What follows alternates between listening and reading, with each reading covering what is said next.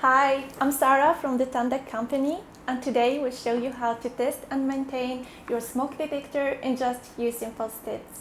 Let's get started. First, to ensure your smoke detector is working, you'll need to test it regularly. Just press the test button on your device.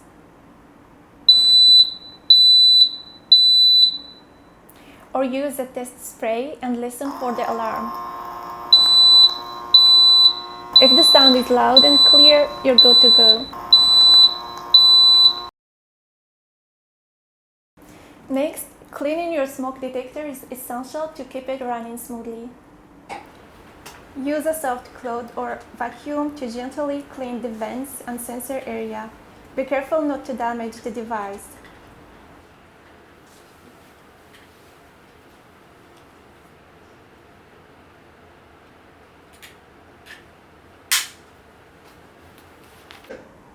Don't forget to check your batteries.